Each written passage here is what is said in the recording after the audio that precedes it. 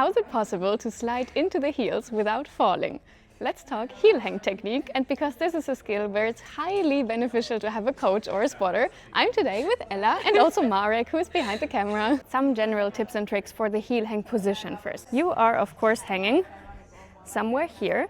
I personally like to straighten my foot first and then the bar goes in. So I don't approach the bar like this and then bend, but rather I'm already like this. When your heel, let's imagine that this is my heel. The heel is hanging here. The best way to have a good grip with the heel would be if this angle is not like this, because then it's quite easy to fall out, but we want to be as much here as possible. So we want to have quite this angle in relation to the bar. In order to get this angle, it's really important that you're able to have the knees very, very bent.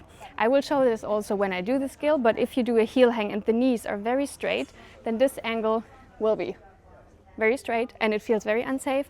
Whereas if you have an angle like this, then here you have a very, very nice platform to kind of hang from. You can also give more sense of security when you put the tights more up, and you can also put chalk here, so anything that feels more safe.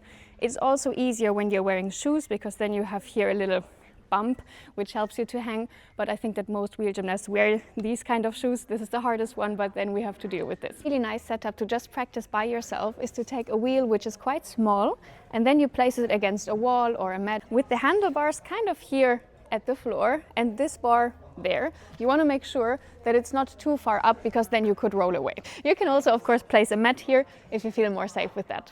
And then you can place the hands here and just kind of walk up using the boards and place your heels in here.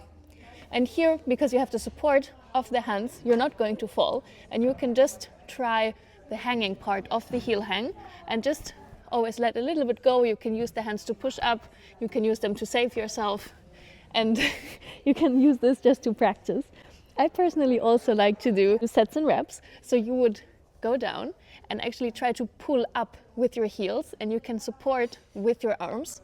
And then I would do sets of 8. It's very similar to the gym. You want to train the hamstrings. You could do 3 sets of 8 reps. Also, you can track how long is your maximum hanging time. You can either have your phone or someone, or you just count in your head and you go 1, 2, 3, and you count how many seconds can you actually hang. Because of course, the longer you can hang, the more safe you will feel in the skill. Now we'll have Ella try it. She cannot yet heel hang, by the way. Up, place this heel and place the other heel. Yes. And now you can see, maybe Ella you can demonstrate, the knees are now very bent, so here we have a very nice angle. When you straighten more and more and more, then this angle gets way, way worse. So we want to have these muscles very engaged, and it's way more easy to press this when you go into like an arch and also engage the back muscles. To hang like this makes the angle worse and I feel unsafe, whereas if I hang more like this, like I arch and I hang backwards here, this for me feels more safe. Versuch noch mehr Hohlkreuz. Yeah, that was a good first try. Yeah. Really good. Ta-da! Now let's talk about sliding into the heel hang, because that's part of many of the new E elements in the pre-release catalog. You will need to choose one foot that goes first. It's also possible to slide both feet at the same time, but it's not defined in the difficulty catalog that you have to, so I think it's easier to go one by one. You can also practice this again quite alone in this setup, because you can again just hold on here. While you release here, you already try that the knee doesn't go more loose. You kind of want to pull up with the knees already while you step into the first heel. And here you also want to be able to kind of pull up. And then the second that you slide, this is the most unsafe second. During the slide, I kind of think that with this leg, I pull up while I slide, and then it goes a little bit down. So during the slide, I do very, very actively like pull, slide, and then it will probably drop a little bit. And here again, you can think that in the hanging position, you can already arch. I think that it helps. Nice. Yes. And grab.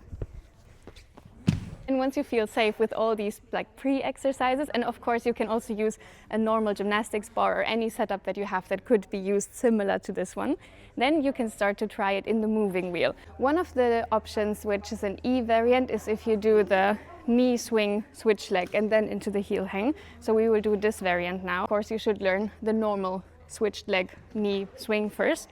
And when you can do it well, then you just place the leg not on the board, but you pull it around and then goes into this skill. So technically it's not really difficult from the normal. You take a little bit less speed, I would say, but that's it. You also grab yourself a nice coach like Marek.